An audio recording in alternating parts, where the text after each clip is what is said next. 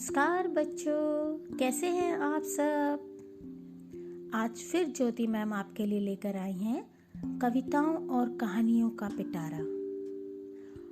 और वह कविता अगर किसी खाने वाली वस्तु की हो तो मुंह में पानी आ जाता है ना।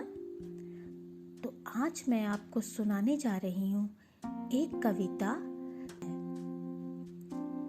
जब बारिश का सुहाना मौसम होता है और बादल गरज रहे होते हैं तो हमें गरम गरम चाय के साथ गरम गरम पकोड़े खाने का मन करता है ना। तो अब तो आप समझ ही गए होंगे हम किस बारे में बात कर रहे हैं। तो हमारी कविता का शीर्षक है पकोड़े, जिसके लेखक हैं श्री सर्वेश्वर दयाल सक्सेना जी।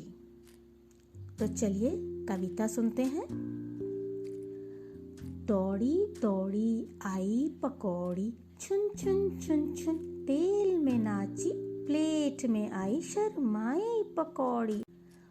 दौड़ी दौड़ी आई पकौड़ी, हाथ में उछली मुंह में पहुंची, पेट में जा घबराई पकौड़ी।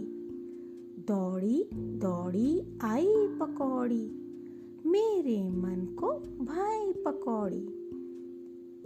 एक बार फिर सुनते हैं। दौड़ी दौड़ी आई पकौड़ी, छुन छुन छुन छुन तेल में नाची, प्लेट में आ शर्माई पकौड़ी। दौड़ी दौड़ी आई पकौड़ी, हाथ में उछली मुंह में पहुंची, पेट में जा घबराई पकौड़ी।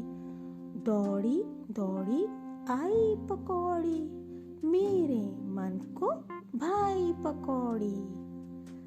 तो ये तो थी हमारी पकौड़ी पर कविता। अब इन्हीं पकौड़ों पे मैं आपको एक कहानी सुनाने जा रही हूँ। एक गांव में एक व्यक्ति था जिसका नाम था रघु। वह बड़ी मेहनत से गांव में अपनी छोटी सी दुकान में पकोड़े बेचा करता था और अपने परिवार का पालन पोषण करता था। उसका एक बेटा था मोहन, जो पढ़ने में बहुत ही होशियार था और अपनी पढ़ाई खत्म करने के बाद नौकरी तलाश कर रहा था।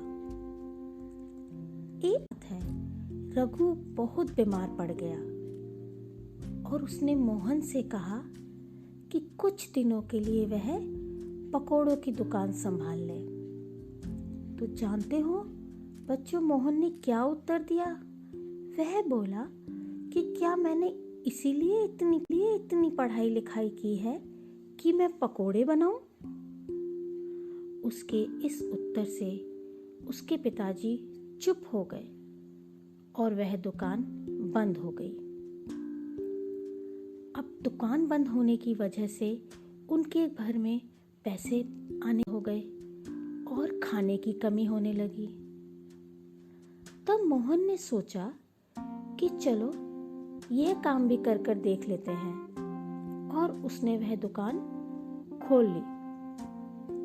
और अपनी दुकान में उसने अलग अलग तरह के पकोड़े बनाने शुरू कर दिए, जैसे प्याज के, पनीर के, पालक के, गोभी के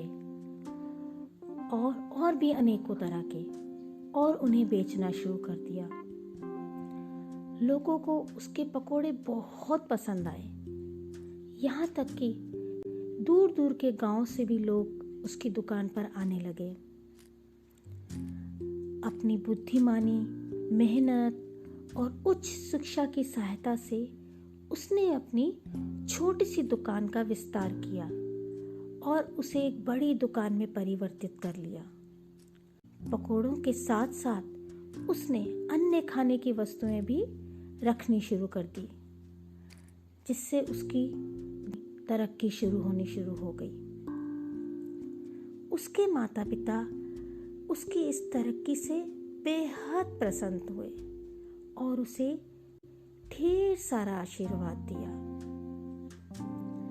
तो बच्चों, कहने का तात्पर्य यह है कि कोई भी काम छोटा या बड़ा नहीं होता।